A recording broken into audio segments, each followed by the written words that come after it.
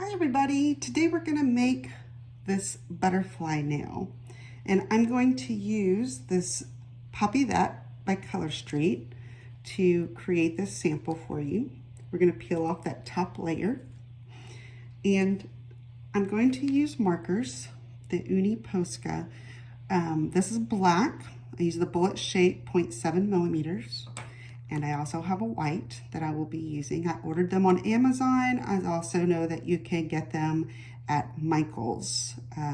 Probably some other places, but those two I know absolutely 100% you can get them there. Okay, so the first thing I'll do, I like to measure my nail and bend it over just because that gives me an idea of the space that I'm working with. And then I'm gonna start over here on the edge, and I'm going to draw an arch.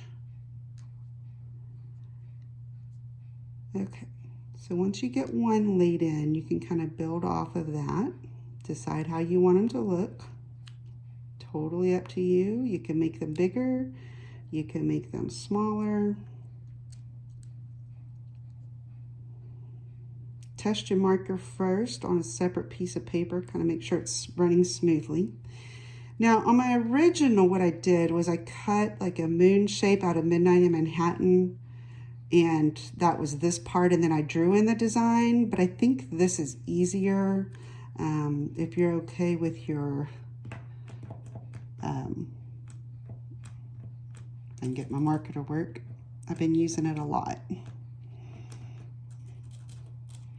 Okay, so this was the Midnight in Manhattan that I did previously. But it leaves kind of an edge when you start drawing in your circles, and I didn't like that, so I decided to just do all of this with my marker, and we're going to see how that works. I'll let you know.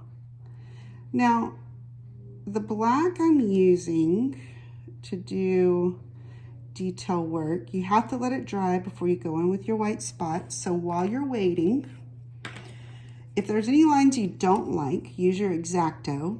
Disclaimer, you will probably cut yourself with this. Please be careful. I've had many, many years of experience when I went to architecture school, making models with them, so I've got a lot of experience. But you can go through and you can scratch off anything you don't like. Just don't press hard because it will cut into your nail.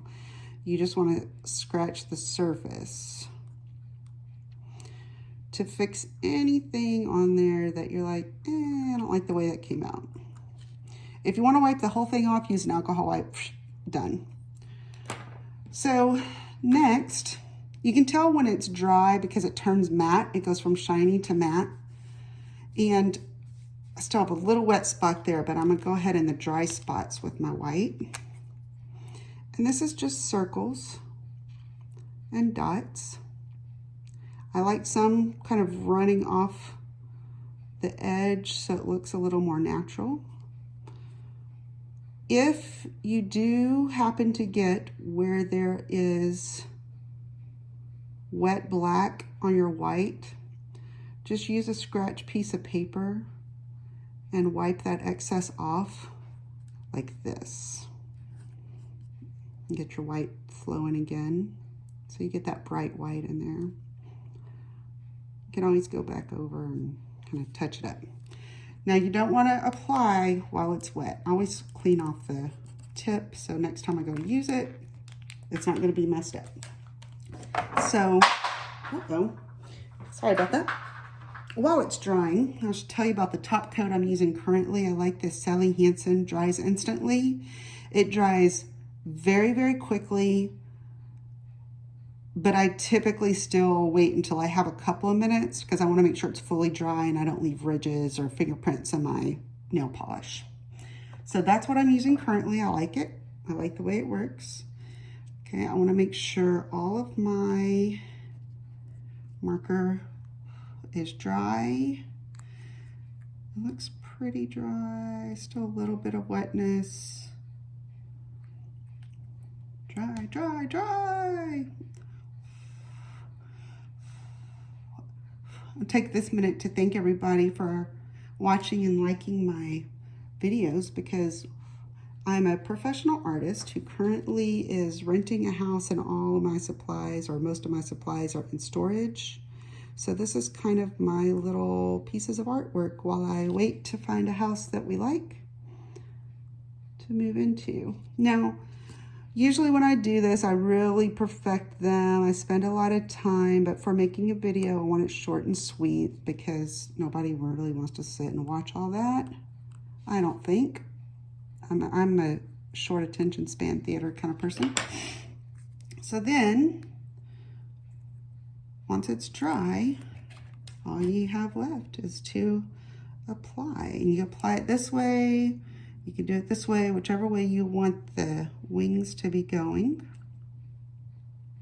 Sorry if my videography is not great. I'm not a professional person with that, so I'm gonna press that all the way around. I'm trying to be careful in case any of it's still wet. I'm gonna pop that top off, press it down, give it time to dry before you file it.